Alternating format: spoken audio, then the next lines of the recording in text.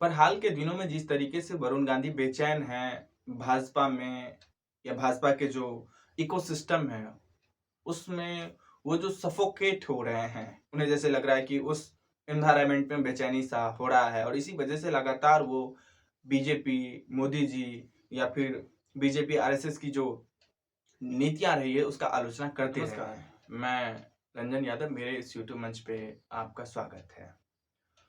दोस्तों, वरुण गांधी का हाल फिलहाल का एक भाषण बड़ा वायरल हो रहा है और इससे पॉलिटिकल जो सरगर्मी है वो भी तेज हो चुकी है। वरुण गांधी बीजेपी के सांसद हैं और उत्तर प्रदेश के पीलीभीत लोकसभा से वो एमपी चुने जाते हैं। ये दूसरा टर्म है उनका एमपी के तौर पे। और अभी कुछ दिन पहले वो पीलीभीत में ही एक जनसभा को संबोधित कर रहे थे और उसमें उन्होंने जिस तरीके से मुद्दा को चुना, पिकअप किया, वो बेहद महत्वपूर्ण है। उन्होंने बेरोजगारी पे खुल के बोला कि इस देश में जिस लेवल पे महंगाई पहुंच गई है, बेरोजगारी पहुंच गई है, क्या इस चीज से इस देश का जो बादशाह है वो अनभिज्ञ है। इस देश में बाकी जितनी भी चीजें थी, चाहे वो किसान का मुद्दा हो, अग्निवीर का मुद्दा हो, और ऐसा नहीं कि वो अभी बोले हैं, वो पहले भी जब अग्निवीर की पॉलिसी आई थी उस वक्त भी उन्होंने इसी तरह बीजेपी सरकार को खरी खोटी सुनाया था, कटघरे में खड़ा किया था, जबकि वो बीजेपी से सांसद हैं। मेनका गांधी या वरुण गांधी, ये दोनों माँ और बेटे बीजेपी से सांसद हैं, बावजूद इसके वो हर वक्त किसान आंदोलन हो, अग्निवीर की जो पॉलिसी इंप्लीमेंट की गई थी, 4 साल का जो योजना है सेना में भर्ती होने की, उस वक्त भी उन्होंने खुल के बीजेपी पे तीखी से तीखी टिप्पणी करने से भी नहीं चुके।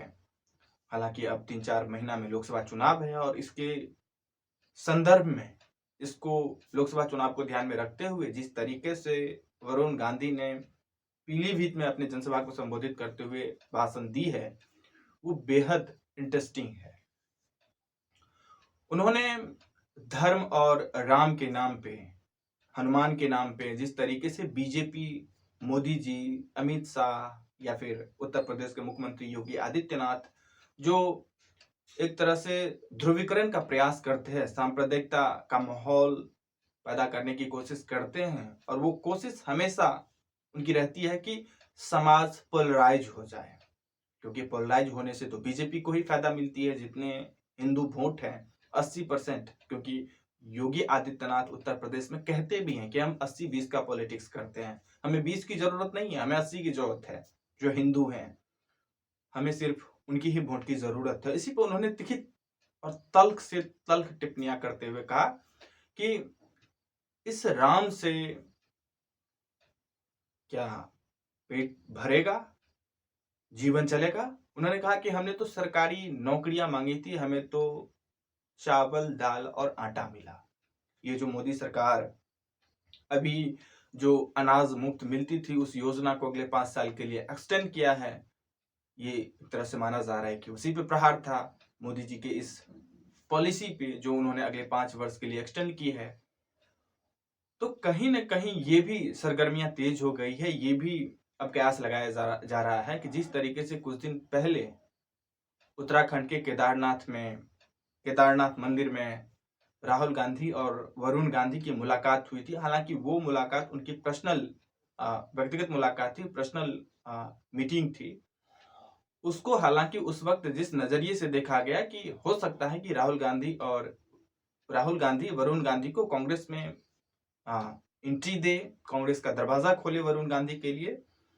अभी भी ये कयास बड़ी जोरों से लगाई जा रही कि वरुण गांधी की जो पीलीभीत का भाषण है, जो जनसभा को वो संबोधित करे थे, उन्होंने जिस तरीके से भाजपा को कटघरे में खड़ा करने का काम किया है, और अगले 3-4 महीनों में लोकसभा चुनाव है, तो क्या वो बीजेपी को छोड़ने का मूड बना चुके हैं या फिर इस चीज का इंतजार कर रहे हैं कि बीजेपी उन्हें कब शहीद घोषित करे, कब बीजेपी पार्टी से निष्कासित करे। तो दूसरी तरफ ये भी कयास जोरों से लगने लगी है कि क्या वरुण गांधी बीजेपी खुद छोड़ के अब कांग्रेस में शामिल होंगे, कांग्रेस को ज्वाइन करेंगे। कांग्रेस का दरवाजा क्या सोनिया और राहुल गांधी वरुण गांधी के लिए खोल दिए हैं।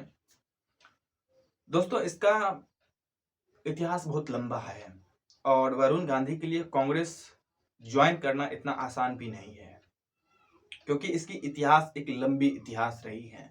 कई बार वरुण गांधी खुल के मुसलमानों पे बोल चुके हैं, उन्होंने आपातकाल पे, इमरजेंसी पे खुल के बोल चुके हैं और इस चीज से कहीं ना कहीं राहुल गांधी असहज हैं। जो कांग्रेस की पॉलिटिक्स है उसमें आज के डेट में जो कुछ वक्त पहले वरुण गांधी ने स्पीच दी थी, जो कहा था मुस्लिम कम्युनिटी के बारे में, इमरजेंसी के बारे में, उसमें और अभी के वरुण में वो मेल नहीं खाता है। हालांकि ये बात अलग है कि वरुण गांधी एक तरह से दक्षिण पंथी माहौल में पले बढ़े हैं और अब यदि वो कांग्रेस ज्वाइन करते हैं, कांग्रेस एक तरह से सेकुलर विचारधारा वाला पार्टी है, और अब यदि वरुण गांधी कांग्रेस में जाते हैं तो कहीं न कहीं इसका छींटा कांग्रेस पे भी पड़ेगा, क्योंकि एक तरह से वरुण गांधी मुस्लिम विरोधी या मुस्लिम के विरोध में जो स्टेटमेंट दिए हैं उसका तो छींटा या कलंक उनके ऊपर लगा हुआ है। और यदि कांग्रेस अभी उनको अपने अंदर समाहित करती है तो कांग्रेस भी इस चीज से बच नहीं सकती है।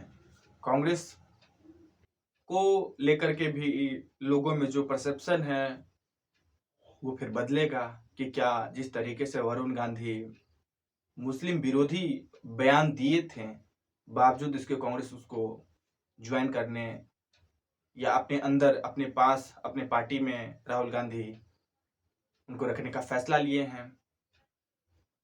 दूसरी बात है कि यदि वरुण गांधी कांग्रेस ज्वाइन करते हैं, चूंकि वरुण गांधी भी इंदिरा गांधी का पोता है, जितना हक, जितना संबंध इंदिरा गांधी से राहुल गांधी का उतना ही वरुण गांधी का भी है। तो ऐसा भी हो सकता है, कयास लगाया जा रहा है कि यदि वरुण गांधी कांग्रेस में जाते हैं तो ऐसा ना हो कि अभी जो power of centre Rahul Gandhi के पास है वो यदि वरुण गांधी कांग्रेस में जाते हैं तो डिवाइड हो जाएगा। जो लोग कांग्रेस में राहुल गांधी को पसंद नहीं करेंगे उनके लिए एक कॉर्नर अब वरुण गांधी हो जाएगा, यदि वरुण गांधी कांग्रेस में चले जाते हैं तो एक तरह से ये राहुल गांधी के लिए कांग्रेस में सहज स्थिति नहीं होगी और पावर ऑफ सेंटर जो है वो डिवाइड हो जाएगा। एक खेमा राहुल गांधी के पास, दूसरी खेमा वरुण गांधी के पास। तो कुछ लोग तो ऐसा भी कह रहे हैं कि इस वजह से भी राहुल गांधी हिचक रहे हैं कि उन्हें कांग्रेस में एंट्री दी जाए या नहीं दी जाए। हालांकि व्यक्तिगत तौर पर उन लोगों का संबंध ठीक है, बेहतर है, जैसा होना चाहिए उस लेवल का है। पर हाल के दिनों में जिस तरीके से वरुण गांधी बेचैन हैं भाजपा में, या भाजपा के जो इकोसिस्टम है उसमें वो जो सफोकेट हो रहे हैं, उन्हें जैसे लग रहा है कि उस एनवायरनमेंट में बेचैनी सा हो रहा है और इसी वजह से लगातार वो बीजेपी, मोदी जी या फिर बीजेपी आरएसएस की जो नीतियां रही है उसका आलोचना करते रहे हैं। वो एक पढ़े लिखे बुद्धिजीवी हैं, स्कॉलर है, उनकी एक किताब है, बाकी वो कॉलम भी लिखते रहते हैं। तो कुल मिला के वो और उनका संबंध उत्तर प्रदेश में अखिलेश यादव से भी अच्छा है, मायावती से भी अच्छा है। तो वो कहीं न कहीं कॉर्नर तो तलाश रहे हैं। बीजेपी उनके लिए बेहतर प्लेस नहीं है।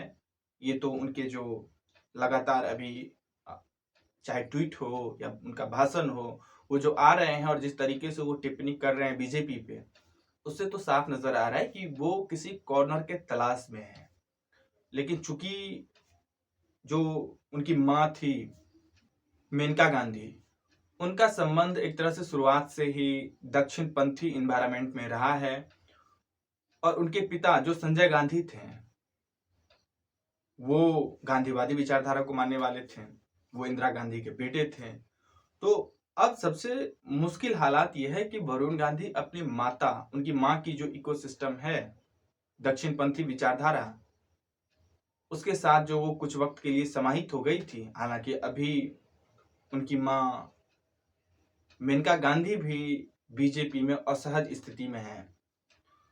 तो उनके पिता वाली जो विरासत है वो गांधीवादी विरासत है, वो कांग्रेस की विरासत है, वो सेकुलर विरासत है। माँ वाली जो विरासत थी जिसमें वो पले बढ़े हैं वो दक्षिण पंथी विचारधारा है, दक्षिण पंथी इकोसिस्टम है। हालांकि हाल फिलहाल में दक्षिण पंथी इकोसिस्टम उनको भा नहीं रहा है, लेकिन बावजूद इसके उनको अब निर्णय लेना होगा कि अपने पिता वाली विरासत में हमें जाना है या माँ वाली विरासत जिसमें हम सफोकेट हो रहे हैं, इस इकोसिस्टम में हमें इसी में रहना है, इसी चीज के तलाश में है। लेकिन एक चीज जो सबसे महत्वपूर्ण है, कांग्रेस ज्वाइन करना उनके लिए आसान नहीं है। कुछ लोग तो ऐसा भी कह रहे हैं कि लोकसभा चुनाव 2024 में बीजेपी हो सकती है कि उन्हें टिकट न दे। तो अब उनके पास विकल्प क्या बचता है? क्या वो समाजवादी पार्टी के टिकट से लोकसभा चुनाव लड़ेंगे, बसपा के टिकट पे लोकसभा चुनाव लड़ेंगे, या फिर कांग्रेस के टिकट पे वो चुनाव लड़ेंगे? ये अभी ऑफिशियली क्लियर नहीं हुआ कि वो कहाँ जा रहे हैं, या फिर भाजपा में ही बने रहेंगे और भाजपा में रहते हुए वो भाजपा के कमान आला अधिकारी और भाजपा की जो नीतियां हैं उसका आलोचना करते रहेंगे, या फिर भाजपा इसको बर्दाश्त करेगी, ये अभी देखना बाकी है। अपनी प्रतिक्रिया जरूर दें। फिर मिलेंगे किसी नेक्स्ट वीडियो में।